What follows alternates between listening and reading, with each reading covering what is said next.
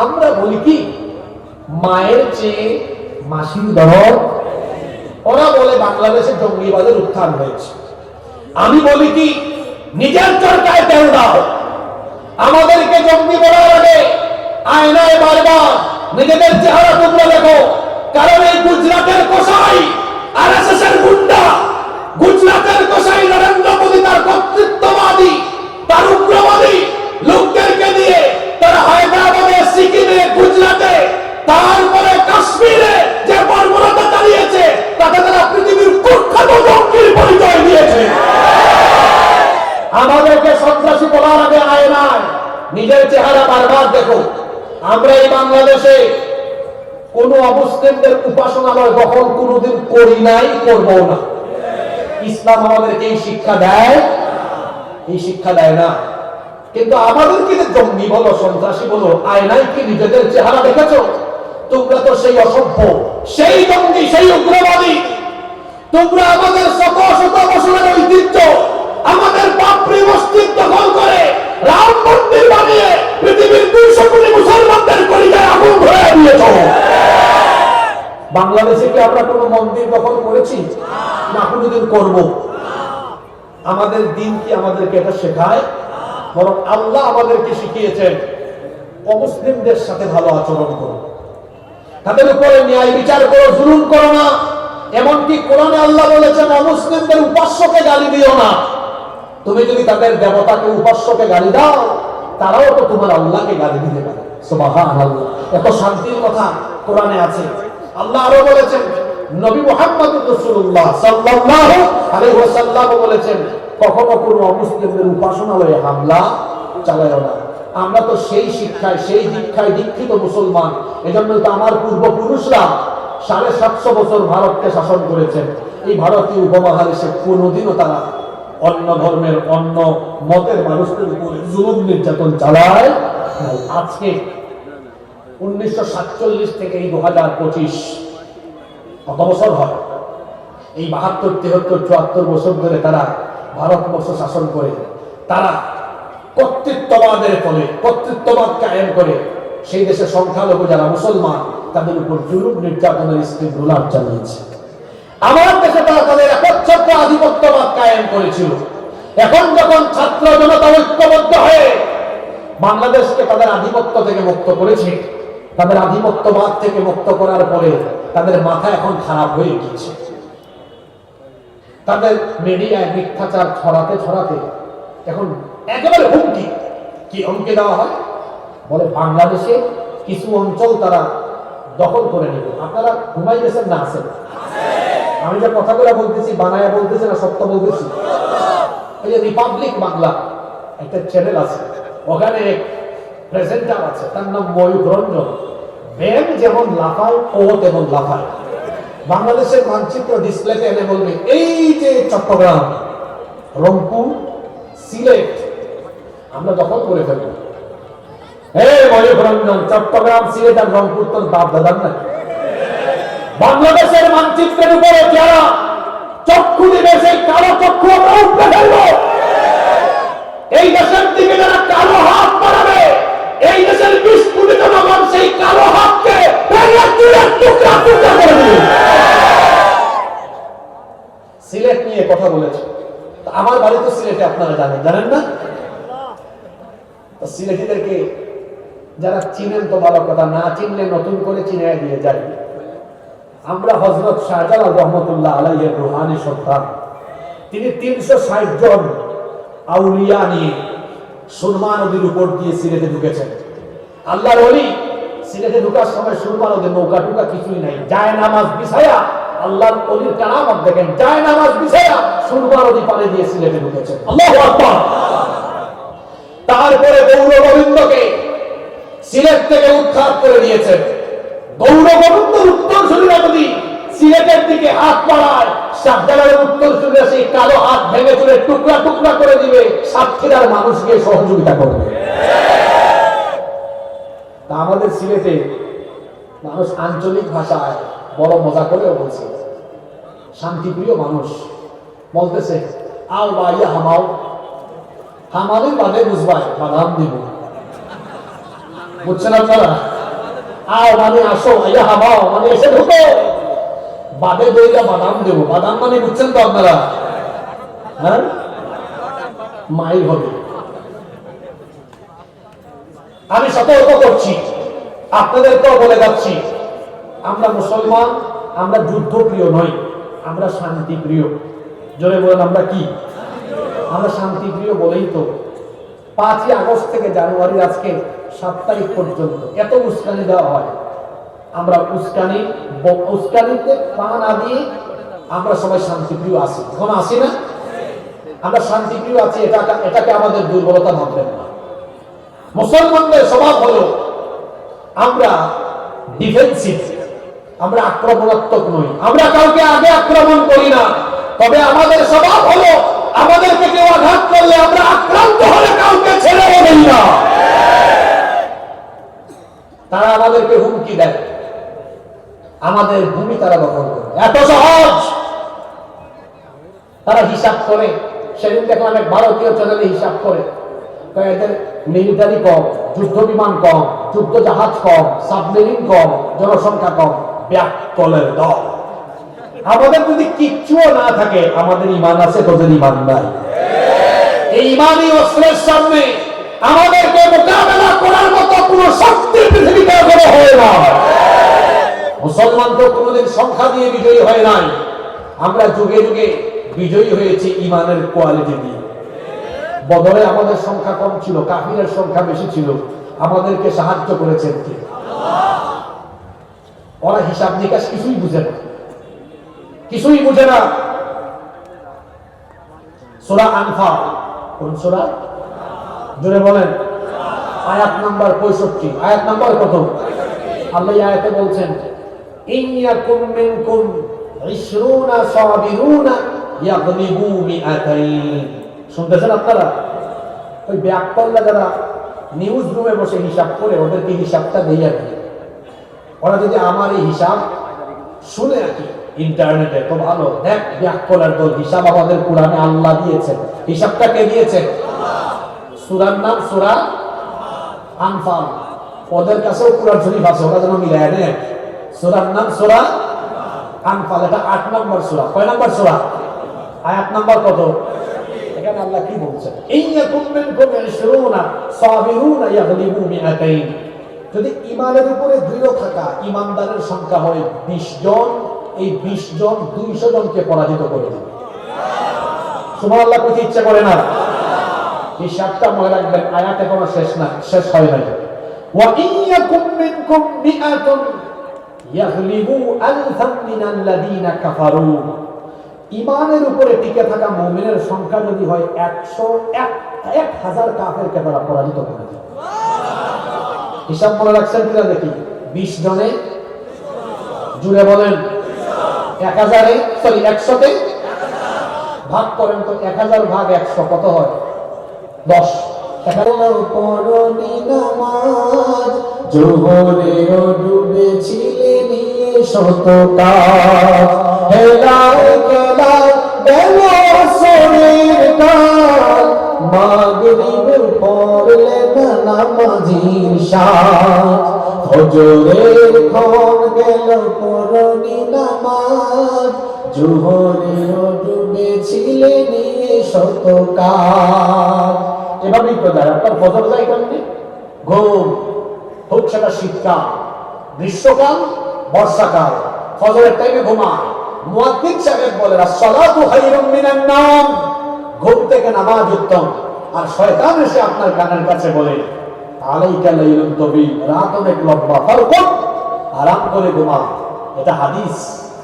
সে বলে রাত লম্বা ঘুমা, মুয়াজ্জিন যে বলে ঘুমের চাইতে নামাজ উত্তম। আমি বলি নামাজের চাইতে ঘুম উত্তম। নাউযু বিল্লাহি মিন যালিক। আপনি ঘুমায় থাকলেন, এই যে আপনি ঘুমিয়ে থাকলেন, ফজরে গেলেন না, যোহরের নামাজ পর্যন্ত বেঁচে থাকবেন, এর কি কোনো নিশ্চয়তা আছে? জোরে বলেন আছে? আমরা মানুষ, আমাদের জীবন হলো এমন, এই জীবনের নাই কোনো ওয়ারেন্টি, নাই কোনো। কিভাবে আপনি ঘুমিয়ে থাকলেন বলেন তো? কেমন করে ঘুমাও তুমি, কেমন করে ঘুমাও তুমি, হুজুর করে কাজা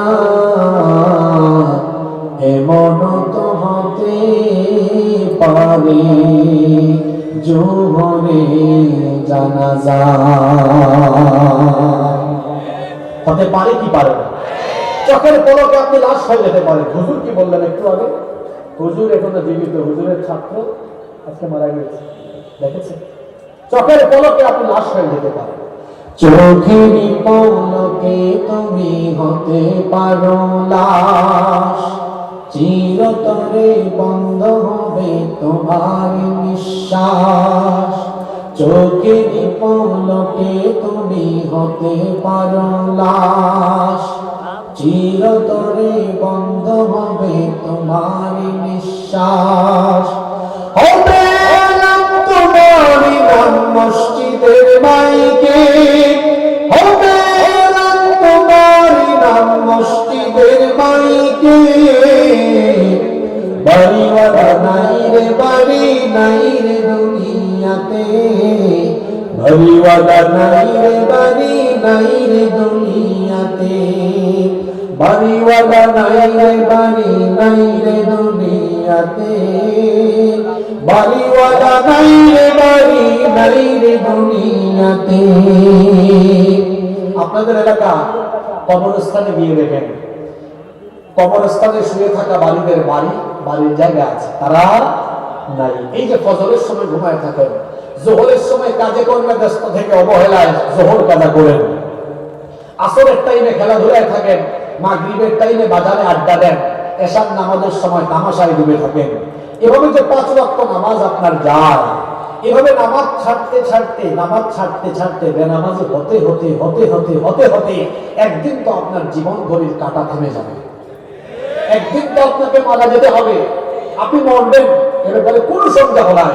কারণ পৃথিবীর মানুষ যারা আছে, প্রাণী যারা আছে, তাদেরকে মরতে হবেই। Everyone will take the test of death. প্রত্যেককে মরণের স্বাদ আস্বাদন করতে হবে। No one can escape from death. মৃত্যু থেকে পালিয়ে কেউ বাঁচতে পারবে না। এই যে মারা যাবেন, এরপরে কবরের জিন্দেগি আলমে বরজখে থাকবেন। অতঃপর আপনাকে কবর থেকে একদিন উঠিয়ে হাসরের ময়দানে আল্লাহর সামনে দাঁড় করানো হবে। এর ব্যাপারে কি আপনাদের কোনো সন্দেহ আছে? সেই দিন আল্লাহ আপনার কাছ থেকে হিসেব চাইবেন। ওয়াজ তো আমার চাইতে আপনারা আরো বেশি জানেন, এই দেন প্রমাণ। সেই দিন আল্লাহ যখন আপনার কাছ থেকে আমলের হিসেব চাইবেন, সর্বপ্রথম আল্লাহ কোন আমলের হিসেব চাইবেন? জোরে বলেন। ওয়াজ তো সব জানেন, শুধু আমল না। আল্লাহ নবী বলেছেন, ইন্না আউওয়ালা মা ইউহাসাবু বিহিল আবদু ইয়াওমাল কিয়ামাতি মিন আমালিহি সালাতি। আল্লাহ নবী বলেছেন, নিশ্চয়ই কিয়ামতের ময়দানে তোমাদের কাছ থেকে আল্লাহ তাআলা প্রথম যে আমলের হিসেব চাইবেন, সেটা হলো বান্দার নামাজ নামাজ নামাজ ঠিক মতো আদায় করেছো কিনা। কি জবাব দিবেন আল্লাহর কাছে বলেন? এই যে 5 ওয়াক্ত নামাজ আপনার কাজা হয়ে যায়, আপনি নামাজ আদায় করেন না, এরপরে আবার নিজেকে মুমিন বলে দাবিও করে। রাসূল বলেছেন, যার মধ্যে নামাজ নাই তার মধ্যে ঈমান। এক শ্রোতা একদিন আমারে কয়, হুজুর কে বলছে আমার ঈমান নাই? আপনি আমার নাম জানেন? আমার বাপ আমার নাম রেখেছে ঈমান আলী। আমার ঈমান যায় কেমনে? আমার নামই তো ঈমান। আমাদের দেশে বহু মানুষ আছে যাদের নামের সাথে কাজের কোনো মিল নাই। এক ব্যক্তির নাম ফজল আলী, অনেক মানুষের নাম ফজল আলী আছে না? তার নাম হলো ফজল আলী, কিন্তু ফজল আলী ফজলের নামাজে যায় না। তার বাবা তার নাম রেখেছে জোহর আলী, জোহরের নামাজে যায় না। আরেকজনের নাম হলো রমজান আলী, কিন্তু রমজান মাসে দুপুর বেলা গাঞ্জা টানে। আরেকজনের নাম হলো কুরবান আলী, সামর্থ্য আছে, কিপটা বেটা, কুরবানি দেয় না। ঈমান আলীর নাম ঈমান আলী, কিন্তু মিথ্যা বলে, বিপদ করে, সমালোচনা করে, চুগলখুরি করে, সুদ খায়, ঘুষ খায়, মাঝখান দিয়ে আবার হজ করে নামের আগে হাজিও লাগিয়েছে। এই বেটার নাম হাজি ঈমান আলী বা আলহাজ ঈমান আলী হলেও কাজে করবে সে হলো আস্ত একটা বেঈমান আলী। এইরকম বেঈমান আলী আমার সমাজে নাই গো। জোরে বলেন, আছে না নাই? আল্লাহ নবী বলেছেন, বাইনাল আবদি ওয়া বাইনাল কুফরি তারকুস সালাহ। আল্লাহর বান্দা আর কাফিরের মধ্যে পার্থক্য হলো নামাজ ছেড়ে দেওয়া। এখন আমাদের মাহফিলগুলোতে প্যান্ডেল ভরপুর থাকে, মাহফিলে মানুষ বেশি, কিন্তু আজান হলে পরে মসজিদের কাতারগুলো পরিপূর্ণ করা যায় না। এগুলো হলো কিয়ামতের আলামত। আল্লাহ নবীর সময়ে আমার নবীর যে মসজিদ ছিল, মসজিদের নাম আপনারা জানেন, মসজিদে নববী। এখন মসজিদে নববী কত চমৎকার, কত সুন্দর, কিন্তু নবীজির সময়ে মসজিদে নববীর ছাদ ছিল খেজুর পাতার ছাউনি, নিচে কোনো কার্পেট ছিল না, দামি কোনো টাইলসও ছিল না। আল্লাহ নবীর মসজিদ ছিল কাঁচা, কিন্তু মুসল্লি ছিল পাকা। আর আমাদের সব মসজিদ হয়েছে এখন পাকা, কিন্তু মুসল্লির অভাবে প্রতি ওয়াক্তের নামাজে আমাদের মসজিদ থাকে ফাঁকা। যুবক ভাইরা নামাজের টাইমে নামাজে যায় না। কয় হুজুর আমি কি এখনো জোয়ান নই, যুবক নই, আমি কেন নামাজে যাব? আমি বুড়া হই তারপরে নামাজে যাব। আপনি বুড়া হবেন, বুড়া বয়স পর্যন্ত বেঁচে থাকবেন, এই নিশ্চয়তা কে দিল আপনাকে? কত যুবক তো যৌবনকালে মারা যাচ্ছে। আমরা সমাজে এমন বহু চিত্র দেখি, বাবা জীবিত বাবা ছেলের লাশ কবরে নামায়, দাদা জীবিত দাদা নাতির লাশ কবরে নামায়, আছে না নাই? যুবক ভাইয়েরা, কিপ ইন ইউর মাইন্ড, মনে রাখবেন, there is no serial of death, মৃত্যুর কোন সিরিয়াল। প্রথমে আসেন দাদা, তারপরে বাবা, এরপরে ছেলে, তারপরে দাদার ঘরে নাতি হয়। এইরকম দুনিয়াতে আসার সিরিয়াল আছে, যাওয়ার কোনো সিরিয়াল নাই। যাওয়ার সময় সিরিয়াল ব্রেক হয়ে যায়। সেজন্য শয়তানের ধোকায় পড়ে নামাজ ছাড়বেন না। যৌবন বয়সে ইবাদতের দাম কম না বেশি? যৌবন বয়সে ইবাদতের দুইটা বেনিফিট আছে। জোরে বলেন তো কয়টা? একটা বেনিফিট পাবেন দুনিয়ার, আরেকটা পাবেন আখিরাতে। দুনিয়ার বেনিফিটটা হলো, ও আমার যুবক ভাইয়েরা, যদি বেঁচে থাকেন বুড়া হন, তো বুড়া হলে তো কত সমস্যা, কোমরে সমস্যা, মেরুদণ্ডের সমস্যা, হাঁটুতে ব্যথা, লম্বা সময় রুকু সাজদা করা যায় না, যৌবনকালের মতো টাইম নিয়ে বেশি সময় নামাজ আদায় করা যায় না। কোনো মতে নামাজটা যখন আদায় করে, ফেরেশতা জিজ্ঞেস করে, আল্লাহ তোমার এই বান্দা কোনো মতে নামাজটা আদায় করেছে, সওয়াব কেমনে লিখবো, কতটুকু দিব? যেভাবে আদায় করেছি ঠিক ততটুকু? আল্লাহ বলেন, এই বান্দা আমল নামা পেছন থেকে উল্টাও, পেছন ফিরে যাও, দেখো তার যৌবনকালে সে কি করেছে। ফেরেশতা বলে, আল্লাহ তোমার এই বান্দাকে যৌবনকালে আজান হলে সামনের কাতারে গিয়ে জামাতে নামাজ আদায় করেছে, তাহাজ্জুদ করত, তখন খুব সুন্দর করে তোমাকে সাজদা দিত, লম্বা সময় নিয়ে নামাজ আদায় করত। আল্লাহ বলেন, এখন আমার বান্দা শারীরিক অক্ষমতার কারণে বুড়া হয়ে গিয়েছে, আগের মতো নামাজ টাইম নিয়ে আদায় করতে পারে না, এখন কোনো মতে আদায় করে সওয়াবটা কোনো মতে দিও না, যেহেতু আমার বান্দা যৌবনকাল আমাকে দিয়ে দিয়েছে, আমাকে খুশি করেছে, আমিও তাকে খুশি করব, সওয়াব এখন যৌবনকালের মতো লিখতে থাকো। সুবহানাল্লাহ। দুনিয়ায় ফায়দা পেলেন, আখিরাতে কি ফায়দা আছে? হাসরের ময়দান তো বড় ভয়াবহ, সূর্য মানুষের মাথার নিকটে, হাসরের ময়দান তামায় পরিণত হয়ে যাবে, গুনাহগারদের মাথার চান্দি পিঠে মগজ বেয়ে বেয়ে পড়তে থাকবে, মানুষের মুখের ভেতর থেকে জিহ্বা বের হয়ে কুকুরের মতো ঝুলে থাকবে নাভি পর্যন্ত। আল্লাহ বলবেন, ঝাউডাঙ্গা যুবকেরা কোথায়? ফেরেশতারা বলবে, আল্লাহ ঝাউডাঙ্গা যুবকদেরকে দিয়ে কি করবেন? সাতক্ষীরার যুবকদেরকে দিয়ে আপনি কি করবেন? আল্লাহ বলবেন, সাতক্ষীরার যুবকগুলাকে ডেকে আনো। কেন তাদেরকে ডাকতেছি বুঝো না? ওটা হাসরের ময়দান, কি বিভৎস পরিস্থিতি, এখানে কোনো গাছপালা নাই, বৃক্ষরাজি নাই, কোথাও কোনো ছায়া নাই। এই সাতক্ষীরার যুবকেরা আমাকে যৌবনকালে এত সাজদা দিয়েছে, যৌবনকালে আমাকে ইবাদত করে, আবার ইবাদত করে আমাকে খুশি করেছে, আজকে আমি তাদেরকে খুশি করতে চাই। হাসরের মাঠে তাদের জন্য কষ্ট না হয়, সাতক্ষীরার যুবক ছেলেদেরকে ডেকে এনে আমার আরশে আজিমের ছায়ার নিচে জায়গা দান করো। আল্লাহু আকবার। সাতক্ষীরার যুবক ভাইরা কি সেই দিন আল্লাহ আরশে আজিমের নিচে জায়গা পেতে চায় না?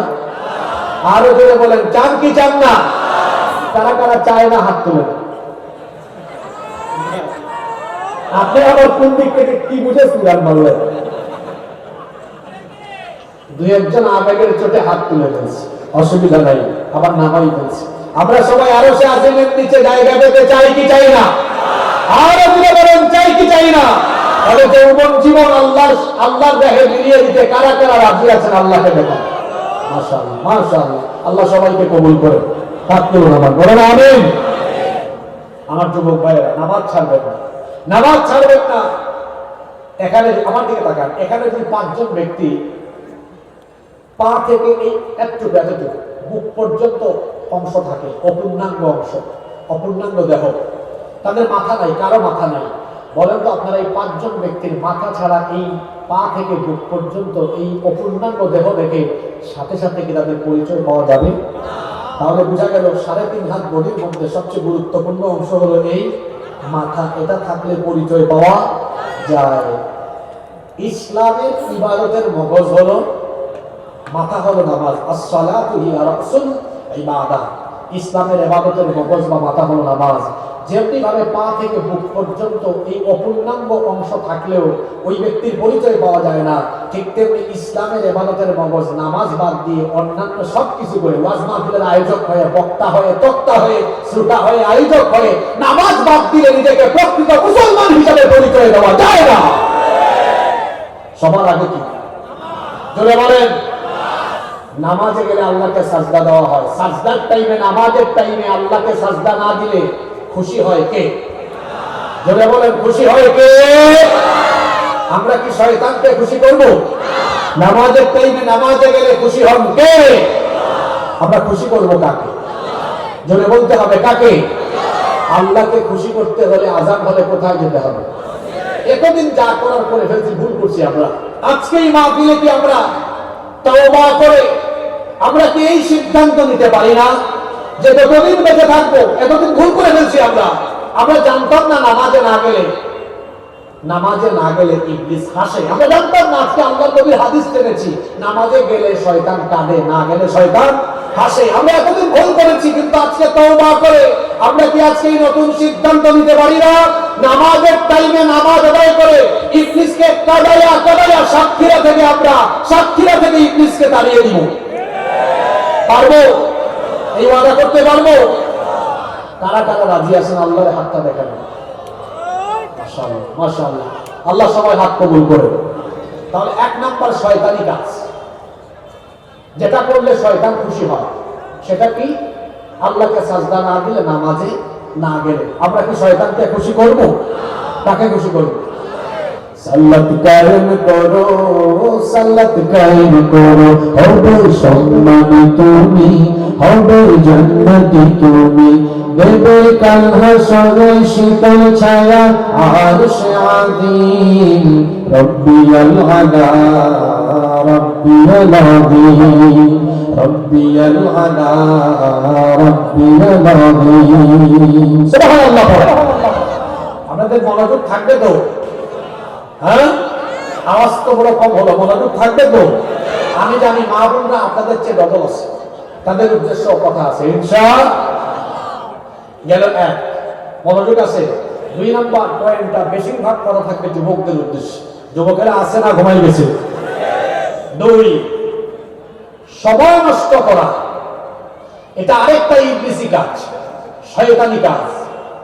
সময় অপচয় করা, এটা সম্পদ এবং টাকা অপচয়ের চাইতে আরো বেশি ডেঞ্জারাস। কারণ সম্পদ অপচয় করলে, সম্পদ নষ্ট করলে, টাকা অপচয় করলে, টাকা নষ্ট করলে টাকা পাওয়া যায়, কিন্তু সময় চলে গেলে সময় আর পাওয়া যায় না। আমার দিকে তাকান। এখন 2000 কত সাল? 25 সাল। 2015 সালে যদি ঝাউডাঙ্গা বাজারের কোনো ব্যবসায়ী 10 লক্ষ টাকা ক্ষতিগ্রস্ত হয়, 2025 সালে 20 লক্ষ টাকা আবার লাভ করার সুযোগ আসতে পারে কি পারে না? জোরে বলেন। এই ঝাউডাঙ্গার কোনো ব্যক্তি যদি 2015 সালে 10 বিঘা জমি হারিয়ে ফেলে, ক্ষতিগ্রস্ত হয়ে যায়, তাহলে 25 সালে আবার নতুন করে 20 বিঘা জমির মালিক হওয়ার সুযোগ আসতে পারে কি পারে না? এই 2টা উদাহরণ কি বুঝাতে চাইলাম? টাকা নষ্ট হলে, টাকা গেলে টাকা পাওয়া যায়, সম্পদ গেলে সম্পদও পাওয়া যায়। কিন্তু আপনারা আমাকে বলেন তো, আমাদের জীবন থেকে যে সাল, যে বছর, যে মাস, যে দিন, যে সময় চলে গেল, আমরা কি কোনোদিন কোনো কিছু দিয়ে সেই সময়কে আর ফিরিয়ে আনতে পারবো? জোরে বলেন, পারবো? সময়কে কাজে লাগিয়ে সম্পদশালী হওয়া যায়, কিন্তু সম্পদ দিয়ে জীবনের ফেলে আসা সময়কে আর ফিরিয়ে আনা যায়। এজন্য মানুষের জীবনের সবচেয়ে গুরুত্বপূর্ণ নিয়ামত হলো সময়। এই সময়কে যারা নষ্ট করে তারা দুনিয়া আখিরাতে ক্ষতিগ্রস্ত হয়। আজকের যুবক তারা সবচেয়ে বেশি সময় নষ্ট করে, আর তারা সময় নষ্ট করার জন্য তাদের হাতে একটা যন্ত্র, একটা হাতিয়ার আছে, এটার নাম হলো, জোরে বলেন, যারা ছাত্র স্কুল কলেজে মাদ্রাসায় পড়ালেখা করো, ভদ্র ছেলের মতো সত্য কথা স্বীকার করো, কারণ সত্য কথা বলার জন্য সাহস লাগে। ছাত্ররা বলো তো, ডেইলি প্রতিদিন রেগুলার তোমরা কত ঘন্টা সময় মোবাইলের পিছনে ব্যয় করো? 5 ঘন্টা বলি, আরো বেশি হবে। আমি বলি দেখেন তো আপনারা একমত হন কিনা, কমপক্ষে 10 থেকে 14 ঘন্টা। ঘুমানোর দোয়া কি? আল্লাহ, ঘুমানোর দোয়া বলে ঠিক, হাসি বড় বিপদে। মাহফিলে এখন জানি ঠিক কিনা, ঠিক কিনা, ঠিক ঠিক, এগুলো বাদ দেন। মাহফিলে হুজুর যখন আল্লাহর বরত্বের কথা বলে, ঠিক না বলে বলবেন আল্লাহু আকবার। যখন ফজিলতের কথা শুনবেন বলবেন সুবহানাল্লাহ। ঠিক ঠিক বললে সওয়াব হয় না, আল্লাহু আকবার বললে সওয়াব হয়, সুবহানাল্লাহ বললে সওয়াব হয়। সুবহানাল্লাহ। মাহফিল থেকে এখন রুহানিয়ত চলে যাচ্ছে কেন? আধ্যাত্মিকতা হারিয়ে যাচ্ছে। আলহামদুলিল্লাহ এখানে এই রুহানিয়তটা আছে, কোনো আওয়াজ নাই, চুপচাপ মানুষ শুনছে। বিশৃঙ্খলা যেন না হয়। বসবেন, বিশৃঙ্খলা হলে জিকির আরম্ভ করবেন, লা ইলাহা, বন্ধ হয়ে যাবে। আর ঠিক ঠিক না, ফজিলতের কথা শুনলে সমস্যরে বলে উঠবো সুবহানাল্লাহ। আল্লাহর বরত্বের কথা শুনলে সমস্যরে বলে উঠবো আল্লাহু আকবার। পারবো না ইনশাআল্লাহ? কোন জায়গায় ছিলাম? মোবাইল সময় নষ্ট করে কত 10 থেকে 14 ঘন্টা। ঘুমানোর দোয়া হলো আল্লাহুম্মা বিসমিকা আমুতু ওয়া আহইয়া। আর যুবকদের দোয়া কি? যুবকদের ঘুমানোর দোয়া হলো ফেসবুক, যুবকদের ঘুমানোর দোয়া হলো মোবাইলে সময় দিয়ে সে ওই মোবাইলে দেখতে দেখতে দেখতে দেখতে, মোবাইলে যেটা আসবে পড়তে পড়তে দেখতে দেখতে ঘুমাবে, এটা তার ঘুমানোর দোয়া। ঘুম থেকে উঠার দোয়া আলহামদুলিল্লাহিল্লাযী আহইয়ানা বা'দা মা আমাতানা ওয়া ইলাইহিন নুশুর। আর যুবকদের ঘুম থেকে ওঠার দোয়া হলো ঘুম থেকে উঠেই বলে এই মোবাইলটা দে, দেখে নোটিফিকেশন কয়টা আসলো। ঠিক আছে কথা? 10 থেকে 14 ঘন্টা সময় যে যুবক ভাইয়েরা মোবাইলে বিনিয়োগ করেন, ছাত্র ভাইয়েরা, আমি আপনাদেরকে বলি এই 10-15 ঘন্টা সময় যদি মোবাইলে না দিয়ে যদি আমরা পড়ার টেবিলে দিতে পারতাম, পড়ালেখা গবেষণায় দিতে পারতাম, আমি তো বলি বাংলাদেশের ঘরে ঘরে বিখ্যাত বিখ্যাত শিক্ষাবিদ, গবেষক, মনীষী, মুফাসসির, মুহাদ্দিস, বড় বড় ইঞ্জিনিয়ার, গবেষক, পরমাণু বিজ্ঞানী প্রতিটা ঘর থেকে বের হতো। কিন্তু পড়ালেখায় মনোযোগ নাই, মোবাইল হাতে নিয়ে আছে, সারাদিন গেমস খেলায়। অনলাইন জুয়া এখন শুরু হয়েছে, যুবকেরা অনলাইন জুয়ায় আসক্ত হয়ে গিয়েছে। আইপিএল খেলা হয় ইন্ডিয়ার, জুয়ার বাজি হয় সাতক্ষীরা। বিপিএল খেলা হয় ঢাকা, জুয়ার বাজি হয় ঝাউডাঙ্গা। চাচারা বুঝবেন না, এখন যুবকেরা অনেকেই মোবাইলে অনলাইন জুয়ায় আসক্ত হয়ে গিয়েছে। মোবাইলের পিছনে এত সময় বিনিয়োগ করে রাত 3টা-4টা পর্যন্ত তারা মোবাইলে তাহাজ্জুদ করে। এক একটা চেহারা দেখছেন, যুবক মানুষ, তার চেহারায় লাবণ্য, স্মার্টনেস থাকার কথা। চেহারার দিকে তাকালে দেখবেন তার গালের 2 পাশের এই মাংসগুলা হাড্ডির চিপার ভিতরে ঢুকে গেছে। পুরা চেহারার মধ্যে বিচি, ব্রণ উঠে গিয়েছে, চোখের নিচে দাগ পড়ে গিয়েছে, হাতে জিমাইনা মুরগির মতো, মনে হয় এই যেন পড়ে যাবে। তুমি এত এনার্জিলেস হলে কেমনে? তুমি এই 18, 20, 22, 25, 26 বছর বয়সে এনার্জেটিক থাকার কথা, এত ঝিমাও কেন? কারণ তুমি মোবাইলের অপব্যবহার করে অশ্লীলতা, জিনা, ব্যভিচারের সাগরে ডুব দিয়ে চিপার চাপার যৌবন নষ্ট করো। ঘুমের অভ্যাস ঠিক নাই, আর রাতে 1 ঘন্টা 1.5 ঘন্টা ঘুমায়, 2-3 ঘন্টা ঘুমায়, রাত 2টা, 3টা, 4টা বাজে মোবাইল দেখতে দেখতে। তারপরে সকালে ঘুম থেকে উঠে কখন? সেই সকাল 10টা, দুপুর 11টা, 12টায়। সকালের নাস্তা আর খায় না। এই যে খাদ্যাভ্যাসে অনিয়মের কারণে তার পেটের ভেতরে গ্যাসের কারখানা, এত গ্যাস জমেছে, ও যখন এরকম খোলামেলা সুন্দর পরিবেশে যায়, আওয়াজ ছাড়া বায়ু দূষণ করে। আশা করি বুঝাতে পেরেছি। ওর ঘুমের অভ্যাস ঠিক নাই, আমি আপনাদেরকে হাসানোর জন্য কথাটা বলে নেই, এগুলো বাস্তবিক কথা। এর ঘুমের অভ্যাস ঠিক নাই, এজন্য খাদ্যাভ্যাসে অনিয়ম চলে এসেছে। এরকম অনিয়মে চলতে চলতে যুবক ভাইয়েরা কম বয়সে নিজেকে স্বাস্থ্য ঝুঁকিতে ফেলে দিচ্ছে। আমার যুবক ভাইদেরকে বলবো, সময় নষ্ট করো না, সময়ের চেয়ে দামি কোনো সম্পদ পৃথিবীতে আর না।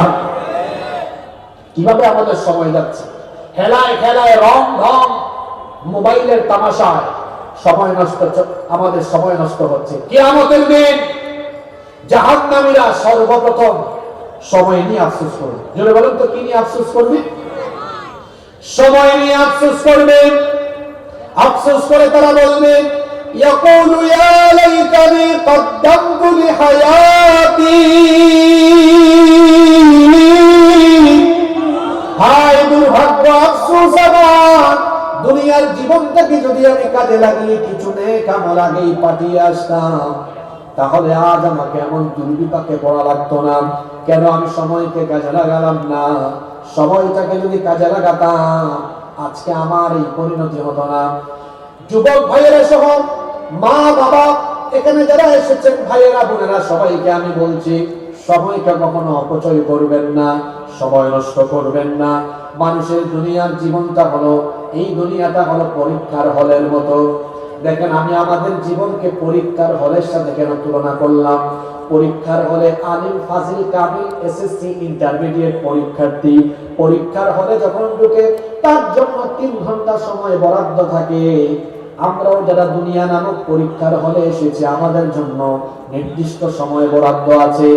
পরীক্ষার হলে যেমন নির্দিষ্ট সময় শেষ হয়ে গেলে হলের পরিদর্শক খাতা টান দিয়ে নিয়ে চলে যান, ঠিক তেমনি আমার আপনার নির্দিষ্ট হায়াত যখন ফুরিয়ে যাবে, মালাকুল মউত এসে সুযোগ দিবেন না, দেহ থেকে রূহটা নিয়ে চলে যাবেন। এসএসসি, এইচএসসি পরীক্ষার আগে কোন পরীক্ষার্থী যদি সময় কাজে লাগিয়ে পড়ালেখা না করে পরীক্ষায় অংশগ্রহণ করে, সে যদি ফেল করে, তারপরে যদি রেজাল্ট হাতে নিয়ে আফসোস করে, তখন তো আফসোস করে লাভ হবে না।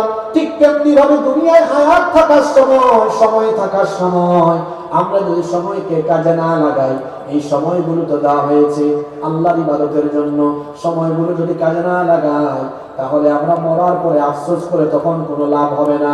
এই যে আমাদেরকে সময় দেওয়া হলো, মানুষের জীবন হলো সময়ের সমষ্টি। এই সময়, এই হায়াত, এই জীবন কেন দেওয়া হলো?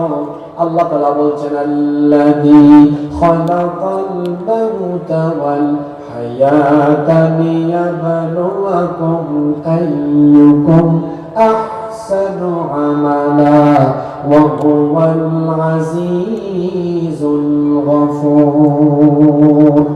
আল্লাহ তাআলা বলছেন, তিনি জীবন মৃত্যুর মাঝখানে যে সময়টা নিয়েছেন, লিয়াবলুয়াকুম, পরীক্ষা করার জন্য। কোন বিষয়ে? আইয়ুকুম আহসানু আমালা, আল্লাহর শব্দ চয়নের নমুনা কতই না চমৎকার। আল্লাহ এখানে আকতারু শব্দ দিতে পারতেন, কিন্তু আকতারু শব্দ না দিয়ে দিয়েছেন আহসানু। আলেমরা এটা বুঝলেন, আল্লাহ দিয়েছেন আইয়ুকুম আহসানু আমালা, অর্থাৎ কে তোমাদের মধ্যে উত্তম আমল করতে পারে। আল্লাহ এখানে আকতারু আমালা দেন নাই যে বেশি আমল করতে পারে। আল্লাহ বেশি আমল চান না, আল্লাহ উত্তম আমল চান। আমি বলেছিলাম আমাদের জীবনটা পরীক্ষার হলের মতো। এই যে দেখেন, পরীক্ষার হলের মতো আমি কেন বলেছি? এমনি এমনি বলে নাই। এখানে আমি জানি অনেক শিক্ষক আছেন, ছাত্র আছেন, সাবেক ছাত্র আছেন, সবাই একটু কথা বলবেন দেখি।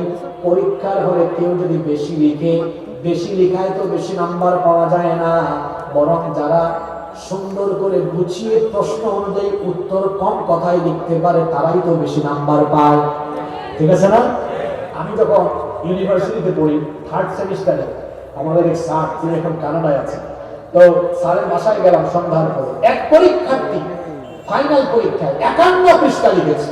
কত পৃষ্ঠা? স্যার তাকে 1 নাম্বার দিয়েছে। স্যারকে বললাম, স্যার এত লেখার পরে 1 নাম্বার পাইছে কেন?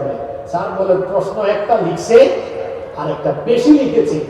তো বললাম, প্রশ্ন আছে একটা, উত্তর দিয়েছে আর একটা, ডবল জিরো দিতেন, 1 দিয়েছেন কেন? একটু দয়া করে দিয়েছি আর কি, এত পৃষ্ঠা লিখেছে। আরেকজন 16 পৃষ্ঠা লিখেছে। কত পৃষ্ঠা? মাত্র 16 পৃষ্ঠা, A+ পেয়েছে। তো 16 পৃষ্ঠা কোয়ালিটি ফুল ছিল। লিখার ধরনটা ঠিক আছে, প্রশ্ন যা উত্তরও তা। আমার আপনার জীবনে আল্লাহ বেশি আমল চান না, আল্লাহ উত্তম আমল চান। যে সময়টা পেয়েছি এই সময়টাকে যদি আমরা রুটিন মাফিক কাজে লাগাই, আপনি সারা রাত নামাজ পড়বো, সারা রাত নামাজ পড়বো, সারা দিনের কিছু সময় ঘুমাবো, কিছু সময় এটা সেটা করবো না। মুমিনের একটা ব্যালেন্স লাইফ থাকবে, ভারসাম্যপূর্ণ জীবন থাকবে। সময়গুলোকে পরিকল্পনা ভিত্তিক সাজাবে, কাজে লাগাবে।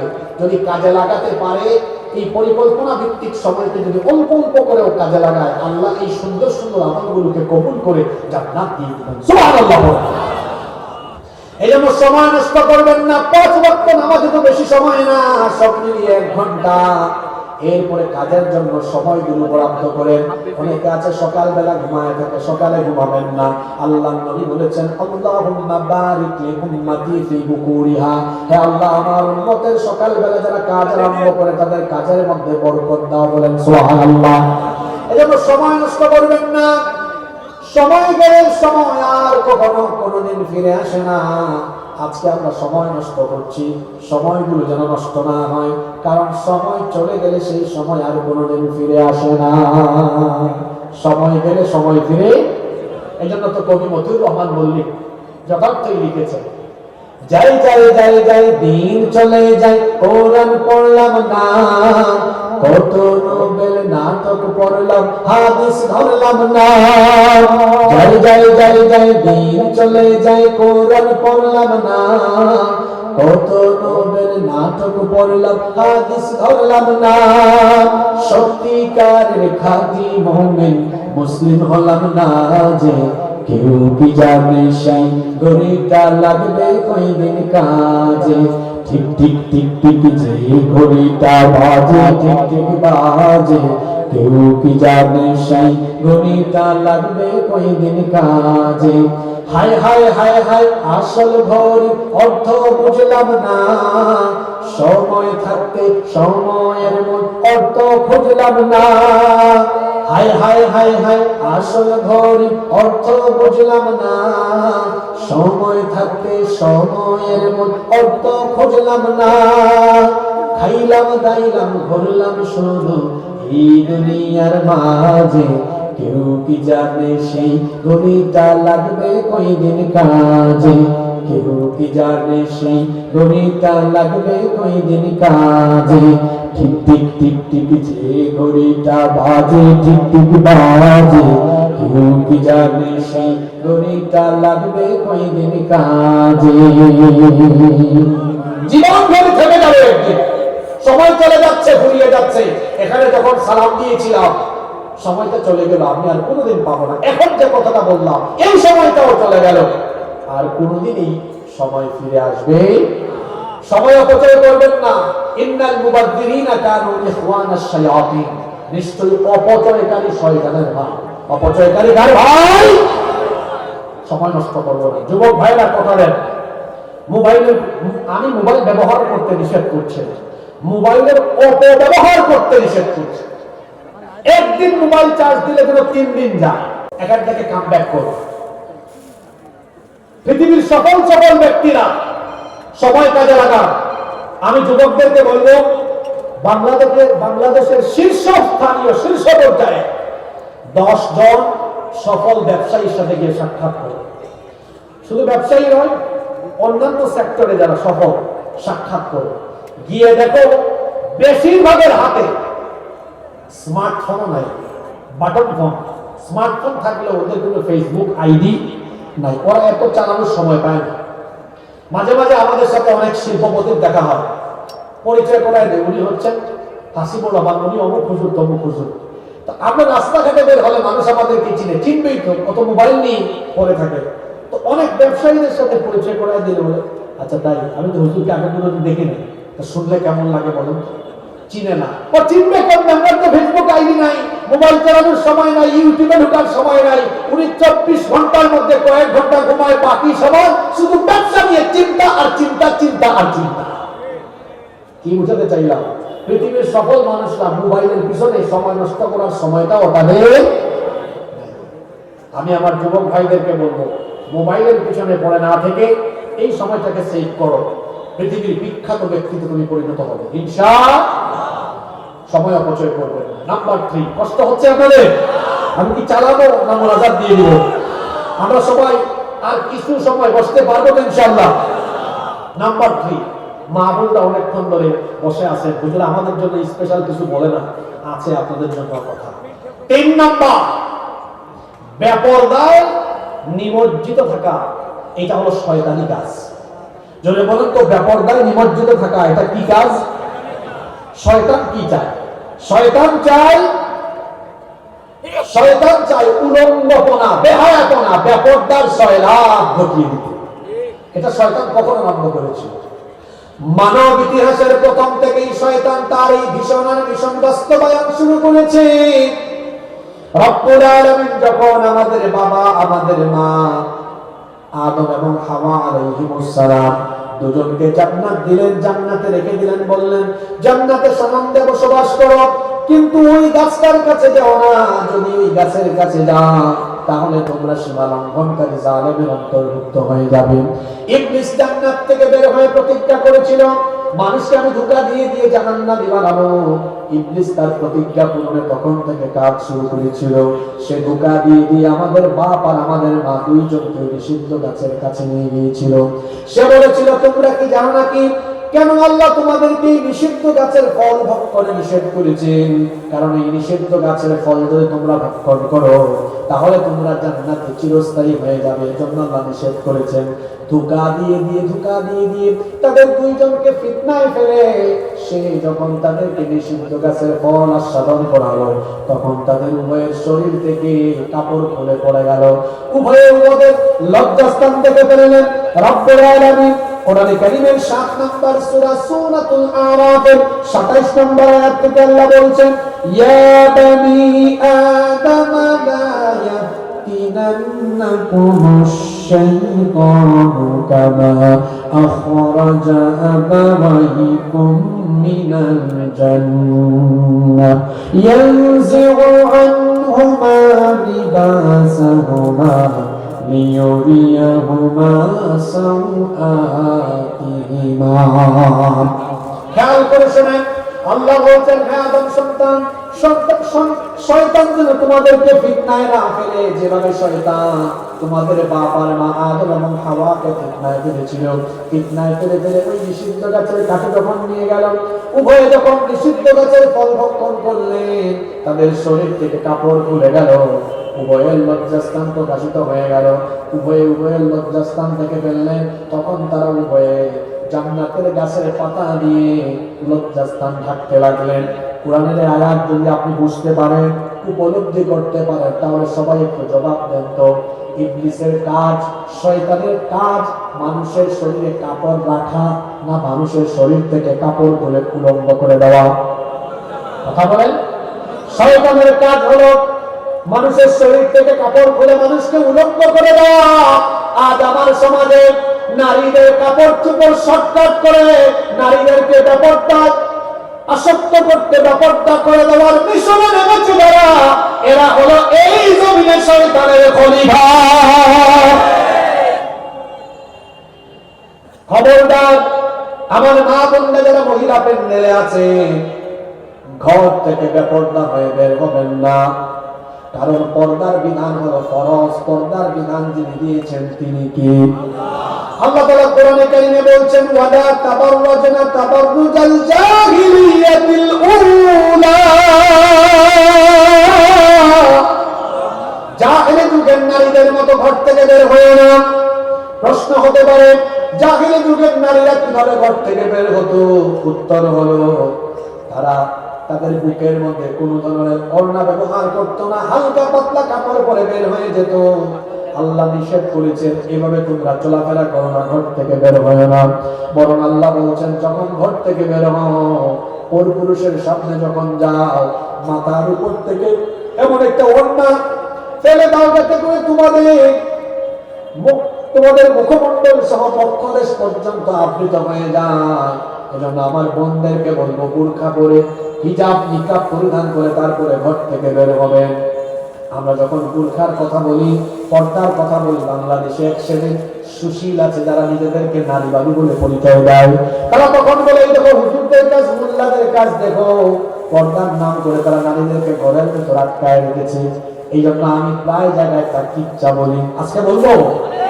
হ্যাঁ, নারীবাদীরা যারা নারী স্বাধীনতার নামে নারীদেরকে বেপরদা বানানোর জন্য কাজ করে, এদের উদাহরণ হলো ওই শিয়াল বাবার মতো। একবার শিয়াল মুরগির খামারের পাশ দিয়ে যাচ্ছে। এখন মুরগির খামারের মালিক যিনি, উনি যে নেট আছে না, নেট দিয়ে চতুর্দিক আটকায় রেখেছে। শিয়াল এসে বলে, হে মুরগি, তোদেরকে দেখে বই মায়া লাগতেছে, কষ্ট লাগে? শিয়াল মামা, আপনার এত কষ্ট লাগে কেন? মুরগি জিজ্ঞেস করে। শিয়াল বলে, কষ্ট লাগবে না, আমার দিকে তাকায় দেয়, আমার কোনো নেট নাই, আমি কোনো চার দেয়ালে বন্দী নাই, আমি স্বাধীনভাবে ঘুরে বেড়াই। তোদের মালিক বড় জালিম, তাদেরকে আটকায় রেখেছে এভাবে চার দেয়ালে বা নেটের ভেতরে বন্দি করে রেখেছে। এক মুরগি তখন কয়, মামু আপনার মতলব আমরা বুঝছি।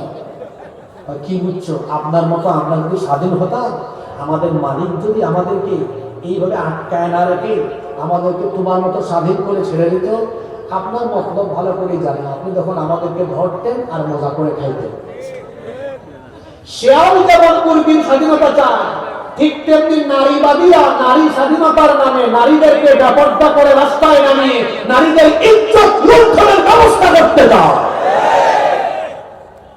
আমার মা বোনদেরকে বুঝতে হবে, পর্দার এই বিধান আপনাদের ইজ্জত সম্মান বাড়ানোর জন্য এসেছে, আপনাদের সেফটি সিকিউরিটি প্রোটেকশনের জন্য এই পর্দার বিধান দিয়েছেন কে?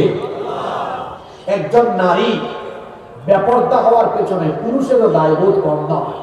সেই ঘরের পুরুষের দায়িত্বহীনতার কারণেই তো নারী বেপরদা হয়েছে। আপনি হাজব্যান্ড, আপনি স্বামী, আপনি যদি সচেতন থাকেন, আপনার ঘরের বউ কি বেপরদা হতে পারবে? আপনি বাবা, আপনি যদি সচেতন থাকেন, আপনার মেয়ে কি বেপরদা হয়ে চলাফেরা করতে পারবে? আপনি কেমন পুরুষ বলেন তো? আপনার ছোট্ট মেয়েটা ইন্টারমিডিয়েটে পড়ে, এসএসসিতে পড়ে, অর্থ তখন ভরা যৌবন চলছে, ওকে আপনি বের করে দিলেন। আপনাকে আমি এভাবে বুঝাই, আপনার বয়স তখন 18, 19, 20, 22 বছর ছিল। ওই বয়সে আপনি হয়তো ভালো মানুষ ছিলেন, আপনার বয়সী আশপাশের ছেলেরা এরকম বেপরদা মেয়ে রাস্তায় দেখে কি করতো, কি বলতো, একটু ভাবুন তো। আপনার মেয়েটাকে এভাবে বের করে দিলেন। আর যারা ব্যক্তিত্বহীন পুরুষ, যারা তার বউকে বেপরদায় রাস্তাঘাটে নিয়ে ঘুরে চলাফেরা করে, নিজের বউয়ের ফটো ফেসবুকে আপলোড দেয়, মেসেঞ্জার হোয়াটসঅ্যাপের স্টোরিতে আপলোড দেয়, এরা হলো রুচিহীন ব্যক্তিত্বহীন এমন পুরুষ, যারা পুরুষ নামের কলঙ্ক। তোমার বউয়ের নাক কেমন, ঠোঁট কেমন, গাল কেমন, তার চেহারা সুরত কেমন, পাবলিক দেখে মজা নেই, তারপর বলে দেখছো দুস্থ, দেখতে কি সুন্দর। আপনার কানে এগুলো আসে, আপনার খারাপও লাগে না, আপনি তো রুচিহীন ব্যক্তিত্বহীন এক পুরুষ। আপনার পুরুষত্ব আছে কিনা দেখা দরকার। বিয়ে করলেন আপনি, মোহর বাঁধলেন আপনি, আর মজা নেয় মানুষ, আপনার খারাপও লাগে না। আপনার বউকে আপনি দেখেন, ইসলাম কত সুন্দর। বিবাহের আগে পরমাণিক দিকে আপনি ইচ্ছে করে তাকালে গুনাহ হবে, তার সাথে আপনি যদি অপ্রয়োজনে কথা বলেন গুনাহ হবে। কিন্তু যখন একটা মেয়েকে বিয়ে করে ফেলবেন, তখন আপনি তার দিকে তাকালেও সওয়াব হয়, তার সাথে কথা বললেও সওয়াব হয়, তার কাছে গেলেও তখন আমলনামায় সওয়াব হয়। আপনার বউকে নিয়ে আপনি করে থাকেন, অসুবিধা কি? অনেকে আছে তার বউয়ের ফটো ফেসবুকে আপলোড দেয়, এইরকম কুতুব সাক্ষীরা নাই তো। নতুন ফিতনা আরম্ভ হয়েছে। আগে ছিল ট্রাভেল ব্লগ, ফুড ব্লগ। যুবকেরা বলেন এখন কি ব্লগের ফিতনা? কাপল ব্লগ। কে আসে না? হাজবেন্ড ওয়াইফ কেমনে খাওয়া দাওয়া করে, কেমনে ঘোরাঘুরি করে, তারপর তার বউ কি রান্না করে এটা ভিডিও করে ঘরের ভিতর সব মানুষকে দেখায়। দুইজন মিলে কোথায় যায় সব ভিডিও করে, ফেসবুকে, ইউটিউবে এগুলো আপলোড করে, লাইক আর কমেন্ট ভিক্ষা করে, একটু পরিচিতি চায়। আবার কেউ আছে চ্যানেল, ফেসবুক পেজ মনিটাইজ করে ডলার কামানোর ধান্দা এগুলো করে। যারা লাইক কমেন্টের ভিক্ষায়, পরিচিতি পাওয়ার ধান্দায়, কিছু ডলার কামানোর আশায় নিজের বউকে এভাবে সোশ্যাল মিডিয়া বা ইন্টারনেটে ছেড়ে দিয়ে মানুষের ভোগের পণ্য বানিয়েছে, এরা হলো বেহায়া, বেশরম, পুরুষ নামের কলঙ্ক, মানুষকে পিছিয়ে দাও আর কোনো ব্যক্তিত্ব নাই। শয়তানের খলিফা, শয়তানকে রিটায়ার্ডে পাঠায়া শয়তানের কাজ সে আঞ্জাম দেয়। শয়তান তো এইটাই চায়। শয়তান কি চায়? সমাজে অশ্লীলতা ছড়িয়ে পড়ুক, জিনা ছড়িয়ে পড়ুক, সমাজ ব্যাপকতায় সয়লাভ হয়ে যাক। এটা কে চায়? জোরে বলেন, কে চায়? শয়তানকে রিটায়ার্ডে পাঠায়া শয়তানের এই চাওয়া পূরণ করে যারা শয়তানের খলিফা হলো তারা। আমরা কি শয়তানি কাজটা করব? আমরা কি আমাদের ঘরের মেয়েদেরকে, নারীদেরকে পর্দায় রাখবো? ইনশাআল্লাহ। আওয়াজ তো ছোট হবে, রাখবো ইনশাআল্লাহ। আপনাদের কষ্ট হচ্ছে মনে হয়। আর দুইটা পয়েন্ট আছে, তবে এটা সেনসিটিভ, বলবো না দোয়া করে ফেলবো? বেশি সেনসিটিভ, বলবো? কুলাইতে পারবেন তো? নাম্বার 4, 4 নাম্বার শয়তানি কাজ হলো, সেটা কি? আল্লাহর জমিনে আল্লাহর কোরআনের আইন প্রতিষ্ঠা, আন্দোলন, সংগ্রামে সম্পৃক্ত না হয়, তার ঠিক বিপরীত কোরআনকে বাদ দিয়ে মানুষের তৈরি করা, তথাকথিত নেতা নেত্রীর আদর্শ বাস্তবায়নের কাজ করা, এটা আরেকটা শয়তানি কাজ। আপনি কি বুঝে ঠিক বললেন? আগে কোরআনের আয়াত শোনেন, তারপরে বলবেন। আল্লাহ তাআলা বলছেন, আল্লাযীনা আমানু ইউকাতিলুনা ফী সাবিলিল্লাহ ওয়াল্লাযীনা কাফারু ইউকাতিলুনা ফী সাবিলিত তাগুত ফাকাতিলু আউলিয়া আশ-শাইতান। এবার আয়াতের তরজমা শুনুন। ইমানদার যারা আল্লাহর পথে লড়াই করে তারা, নাফরমান যারা তাগুতের পথে লড়াই করে তারা, আর তাগুতের পথে লড়াই করে যারা শয়তানের বন্ধু, শয়তানের অনুসারী হলো তারা। তাহলে শয়তানের অনুসারী, শয়তানের মুরিদ, শয়তানের খলিফা কারা? তাগুতের পথে লড়াই করে যারা। তাগুতকে, তাগুত একটি ব্যাপক অর্থবোধক শব্দ। একেবারে সংক্ষেপে তার পরিচয় হলো আল্লাহর আইন প্রতিষ্ঠার বিরুদ্ধে অবস্থান নেয় যারা, তাগুত হলো। এরকম তাগুত আমার সমাজে নাই। যেমন ফেরাউনকে আল্লাহ কোরআনে তাগুত বলেছেন, ইযহাব ইলা ফিরআউনা ইন্নাহু তাগা। আল্লাহ মুসা নবীকে বলেছেন ফেরাউনের কাছে যাও, কারণ সে সীমালঙ্ঘনকারী তাগুত। এখন এই ধরনের তাগুত আপনি চিনবেন কেমনে? আমার দিকে তাকান। আপনাদের এই ঝাউডাঙ্গা মসজিদে ইমাম সাহেব বয়ান করলেন, আমাদের এই মসজিদ আল্লাহর আইনে পরিচালিত হোক।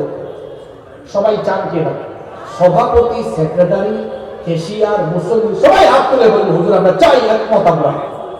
হুজুর যদি খুশি হয়ে বলেন যে আল্লাহর আইনে, কোরআনের আইনে মসজিদ চলবে, সে আল্লাহর আইনে সমাজ চলবে, দেশ চলবে, একটু আগে যারা খুশি হয়ে ঠিক ঠিক বলছে, হাত তুলছে, দেখবেন তাদের মধ্যে বহু মানুষ চেহারা তখন কালো করে হুজুরের চাকরি খাওয়ার জন্য উঠে পড়ে লেগে যাবে। ভাই, একটু আগে আপনি কোরআনের আইন দিয়ে মসজিদ চলুক চাইলেন, সবাই হাত তুললেন। এখন আবার কোরআনের আইনে, আল্লাহর আইনে সমাজ চলুক, দেশ চলুক, এটা আপনি চান না। আল্লাহর আইনে দেশ চলুক, এটা কেবলমাত্র চায় না তারা চোর, বাটপার, চাঁদাবাজ, সন্ত্রাস যারা, তারা আল্লাহর আইন চায় না।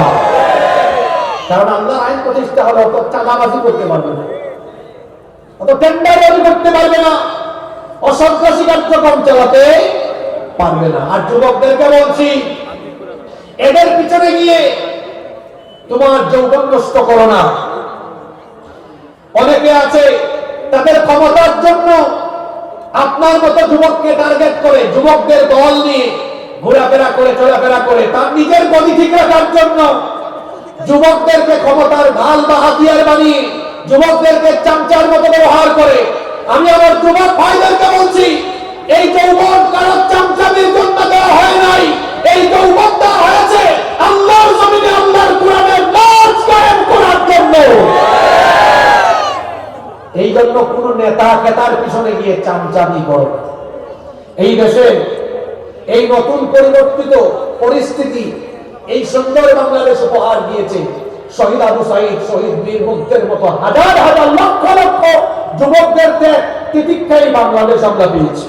এখন এই বাংলাদেশ বিনির্মাণে যুব সমাজকে এগিয়ে আসতে হবে। আমরা ৭১ সালে স্বাধীনতা লাভ করার পরে ২০২৫ আজকে ৫৪ বছর ধরে বাংলাদেশে দেখছি ব্যক্তির পরিবর্তন হয়, দল পরিবর্তন হয়, শাসকের পরিবর্তন হয়, মানুষের ভাগ্য বদলায় না। মানুষের ভাগ্য এই সকল চুরি ডাকাতি লুটপাট করে ভাগ্য বদলাবে না। মানুষের ভাগ্য বদলাতে হলে কোরআনের শাসনের দরকার। এই জন্য সবাইকে আবারও আরেকটি বিপ্লবের জন্য প্রস্তুতি নিতে হবে।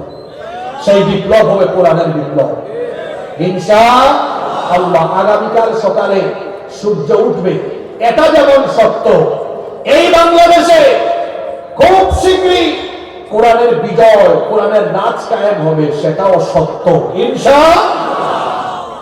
যারা যারা পড়ে আছে কোরআনের ভাষায় তাদের জবাব হলো মুতু বিগাইদিকুম, মুতু বিগাইদিকুম।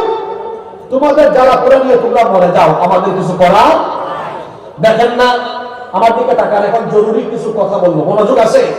জরুরি কথা বলা লাগে একটু জীবনে ছাড়াই নেই। আল্লাহর নামে ৩টা তাকবীর দেই আমরা। লিল্লাহি তাকবীর, নারায়ে তাকবীর, নারায়ে তাকবীর। মনোযোগ আছে তো? শুনেন, বাংলাদেশের ভবিষ্যৎ খুব ভালো ইনশাআল্লাহ। এখন পাশের দেশ থেকে উগ্রবাদীদের জ্বালা পুরো আরম্ভ হয়েছে। দেখেন নাই আপনারা, ৫ আগস্টের পর থেকে এখন পর্যন্ত এই বাংলাদেশকে অস্থিতিশীল করার জন্য, বাংলাদেশে বিশৃঙ্খলা পরিস্থিতি সৃষ্টি করার জন্য তারা উঠে পড়ে লেগেছে। ভারতীয় আধিপত্যবাদ বাংলাদেশে প্রতিষ্ঠা করার জন্য, পুনরায় প্রতিষ্ঠা করার জন্য তারা বহু রকমের চেষ্টা করেছে।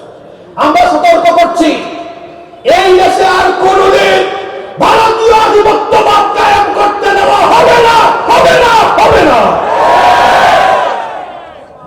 আপনারা জানেন ৫ই আগস্টের পর থেকে আমাদের পাশের দেশের মিডিয়ায় আমাদের বাংলাদেশের বিরুদ্ধে এক নাগারে মিথ্যাচার, এক নাগারে আমাদের বিরুদ্ধে বিষেধাগার ছড়ানো হয়েছে। কি বলা হচ্ছে? বলা হচ্ছে বাংলাদেশে নাকি জঙ্গিবাদ কায়েম হয়ে গিয়েছে, এখানে হিন্দু এবং সংখ্যালঘু অমুসলিম যারা আছে তাদের ঘর বাড়ি জ্বালায়া পোড়ায় নাকি শেষ করে দেওয়া হচ্ছে। কথাটা সত্য না মিথ্যা? জোরে বলেন। বরং বাস্তব চিত্র হলো বাংলাদেশে অমুসলিমরা জামায়া ধরে আছে, থাকবেও ইনশাআল্লাহ। ভাগ ১০০ কত হয়? আর ২০০ ভাগ ২০ কত হয়? ১০ কত হয়? ভাগফল কত?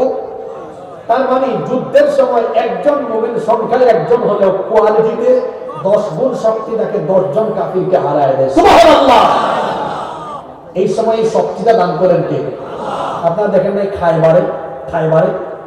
খায়বারের যুদ্ধে হযরত আলী রাদিয়াল্লাহু আনহু, আল্লাহর নবী বললেন আজকে আল্লাহ আলীর হাতে খায়বারের বিজয় দান করবে। সুবহানাল্লাহ বলবেন না?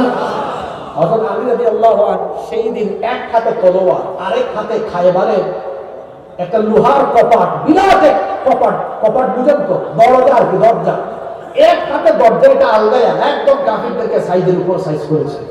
যুদ্ধ যখন শেষ হয়েছে, সবাই যখন শুনলো আলী রাদিয়াল্লাহু আনহু হাতে কপাট নিয়ে কাফিরদেরকে সাইজ করেছেন, সাহাবীরা বলেন আলী এত বড় কপাট তো একজন তোলা যায় না, তুমি তুলছো কেমনে? কয়েকজন লাগে তুলতে। তাই আমি পারি তো। তিনি যখন এটা তোলার জন্য হাত দিলেন, এখন না, জুড়ে বলেন এখন না, তিনি শরম পেয়ে গেলেন। আল্লাহ রাসূল বলেন আলী লজ্জা পেও না, কাফিরদেরকে সাইজ করার জন্য যুদ্ধের টাইমে আল্লাহই তোমার গায়ে এত শক্তি ফেলে দিয়েছিলেন। সুবহানাল্লাহ। জুলাই আগস্টে আমার দেশের ছাত্রদের হাতে কোনো অস্ত্র ছিল? জোরে বলেন ছিল? আপনারা একটা ভিডিও দেখেছেন ফেসবুকে, পুলিশ বলতেছে স্যার একটাতে মারি 4টা দাঁড়িয়ে যায়, ভয় পায় না। একজনের হাতে অস্ত্র শস্ত্র ছিল না, কিন্তু আমার মনে হয় মুসলিম যুবকদের বুকে বুক ভরা ইমানের তেজ নিয়ে দাঁড়িয়েছিল বলে ইনশাআল্লাহ। আচ্ছা, 5 নাম্বার শয়তানি কাজ, গান বাজনায় আসক্ত হওয়া, এটা আরেকটা শয়তানি কাজ। আমাদের এলাকায় গান বাজনা নাই তো, জেনে বলেন। গান বাজনা আমার সমাজে এমন ভাবে ঢুকে গিয়েছে, যেন এটা আমাদের কাছে সহজ সরল ব্যাপার হয়ে দাঁড়িয়েছে। আল্লাহ নবী বলেছেন, আল গিনা ইয়ামবুতুন নিফাকু ফিল কলবি কামা ইয়ামবুতুল মাউজ জামা। পানি সেচ দিলে যেমন ফসলের উৎপাদন বাড়ে, ঠিক তেমনি ভাবে গান বাজনা মানুষের অন্তরের নিফাককে বৃদ্ধি করে দেয়। গান বাজনায় আসক্ত হয়ে গেলে মানুষের ঈমান দুর্বল হয়ে যায়, ঈমানটা ধীরে ধীরে চলে যাওয়ার অবস্থা হয়ে যায়। গান বাজনায় আসক্ত হয়ে গেলে মানুষ নিফাকে আচ্ছন্ন হয়ে যায়, অন্তর নাপাক হয়ে যায়। আজ গান বাজনা আমার সমাজে এমন ভাবে ছড়িয়ে পড়েছে, দেখবেন বেশিরভাগ বাড়িতে এখন গান বাজনা ছাড়া বিয়ে শাদী হয় না। এমন অবস্থা দেখা যায় বিবাহের দিন হুজুর দেখেন বিবাহের খুতবা দেয়, হুজুর বিবাহের খুতবা দেওয়ার সময় কয়েকটা আয়াত তিলাওয়াত করেন, অন্যদিকে আগের রাতে কোরআন বিরোধী কাজ হয়েছে। গায়ে হলুদের নামে নারী পুরুষ একত্রিত হয়ে গান বাজনার আয়োজন করেছে, গান বাজনা দিয়ে বিবাহ শাদী শুরু হয়েছে। এখন আমাকে বলেন তো, বিয়ে কি শুধু সামাজিক অনুষ্ঠান না ইবাদত? আরো জোরে বলেন। বিয়ের মতো ইবাদত, নাচ গান বাজনার মতো নাপাক কাজ দিয়ে যারা আরম্ভ করে, আমি আজকে এখানে বলে গেলাম যে ছেলে আর যে মেয়ে বিবাহ শাদীর সময় গান বাজনা বাজায়া বিয়ের অনুষ্ঠান করে, এই ছেলে মেয়ে এই দম্পতির ঘরে যে সন্তানগুলো জন্ম নিবে এগুলাও ঝাঁকা নাকা মার্কা সন্তান হবে। গান বাজনায় আসক্ত হবেন না। আমার যুবক ভাইদেরকে বলছি, গান যদি শুনতেই মন চায় তাহলে আপনারা সাইমন শশাস কৌরবের শিল্পীদের গান শুনবেন। আল্লাহর নামে যে গান গাওয়া হয়, সঙ্গীত গাওয়া হয়, সেই সঙ্গীতের মধ্যে হৃদয়ের খোরাক আছে না নাই? তোমার নামে যদি গান গাওয়া হয়, গান সুন্দর হয়। তোমার নামে যদি গান গাওয়া হয়, গান সুন্দর হয়। তোমার সৃষ্টি পানে যদি চাওয়া হয়, চোখ সুন্দর হয়। তোমার নামে যদি গান গাওয়া হয়, গান সুন্দর হয়। কার নামে? আল্লাহর নামের গান যেমন সুন্দর, আল্লাহ তেমন। দুনিয়া সুন্দর, মানুষ সুন্দর, আসমান সুন্দর, জমিন সুন্দর, সুন্দর সুন্দর পাল্লা। জানি না কত সুন্দর তুমি আল্লাহ, জানি না কত সুন্দর তুমি আল্লাহ। সুবহানাল্লাহ। এরকম গান গজল আমরা শুনবো। আমরা আমাদের বিয়ে শাদীর অনুষ্ঠানগুলোকে গান বাজনা মুক্ত করবো ইনশাআল্লাহ। দেখি যুবক ভাইয়েরা আমাকে কথা দেন তো, যারা বিয়ে শাদী করেন নাই, আমরা আমাদের বাড়ির বিয়ের অনুষ্ঠানগুলো কি শয়তানের তরিকায় করবো না সুন্নতি তরিকায়? তাহলে আমাদের বাড়ি থেকে গান বাজনা থাকবে? জোরে বলেন, থাকবে? বাড়িতে গান বাজনা থাকবেন না, এই ওয়াদা করবেন। টেকে দিকে হাত তুলে আল্লাহ সবার হাতকে কবুল করে। আজকে কয়টা শয়তানি কাজের কথা বললাম? জোরে বলেন। এবার রিভাইস একটু আদায় করি। 1 নম্বর শয়তানি কাজ কি? ছেড়ে দেওয়া। জোরে বলেন, কি ছেড়ে দেওয়া? আমরা নামাজ ছাড়বো না, আদায় করবো। জোরে বলেন, ছাড়বো না, আদায় করবো। 2 নম্বর শয়তানি কাজ কি? নষ্ট করা। সময় নষ্ট করবেন। 3 নম্বর শয়তানি কাজ ব্যাপরদার সয়লাভ ঘটানো। আমরা কি ব্যাপরদায় থাকবো বা ব্যাপরদায় রাখবো? তারপরে 4 নম্বর কোরআনের আন্দোলনের বিপরীত অবস্থান নেওয়া। আমরা আল্লাহর কোরআনের পক্ষে না বিপক্ষে? 5 নম্বর গান বাজনায় আসক্ত হওয়া। আমরা গান বাজনার পক্ষে না বিপক্ষে? শুনতে চাইলে কোরআন শুনবো, গজল শুনবো ইনশাআল্লাহ। আপনারা বড় ভদ্র মানুষ, আপনাদের কথা আমার মনে থাকবে, কেউ উঠবেন না। মোনাজাত করে আমরা এখান থেকে বিদায় নেব ইনশাআল্লাহ। আমি এখানে 2টা কথা বলবো। এই যে এই এখানে ঝাউডাঙ্গা যুব কমিটি, আমি আজকে এসে শুনলাম তাদের কর্মসূচির কথা। তারা অনেক সুন্দর সুন্দর কাজ করে, কিন্তু অরাজনৈতিক সামাজিক সংগঠন, সামাজিক মানবিক অনেক কাজ করে। আপনারা এই সংগঠনের সাথে থাকবেন, তাদেরকে সহযোগিতা করবেন ইনশাআল্লাহ। দোয়া করবেন তারা যেন প্রতি বছর এভাবে সুন্দর সুন্দর মাহফিল উপহার দিতে পারে এবং অন্যান্য সামাজিক মানবিক কাজ চালিয়ে যেতে পারে। আল্লাহ তাদেরকে তৌফিক দেন বলে আমিন। আমার প্রিন্সিপাল সাহেবের জন্য দোয়া করবেন। গত বছর তিনি যে আতিথ্যতা মেহমান ভাবে দেখিয়েছেন, মনে ছিল আমার, আমি তো আসার পরেই স্যারকে খুঁজেছি, তাকে পাই নাই। আমরা ওনার জন্য দোয়া করবো, ওনার পরিবারের জন্য দোয়া করবো। বহুত সঙ্গীত শুনছেন, এবার আমাকে কিছু কথা বলতেন, আমাদের সম্মানিত হুজুরের জন্য দোয়া করবেন। আল্লাহ যেন হুজুরকে নেক হায়াত দান করেন। কোরআনের ছায়া তলে ওই গজলটা গাবেন ভাই, কোরআনের ছায়া তলে। গত বছর না গাইছিলাম এটা? ভাই কোরআনের ছায়া তলে ভাই, কোরআনের ছায়া তলে, বসেন, মোনাজাত করে উঠবো ইনশাআল্লাহ। কোরআনের ছায়া তলে। আচ্ছা, আপনাদের কারো কোনো কথা আছে?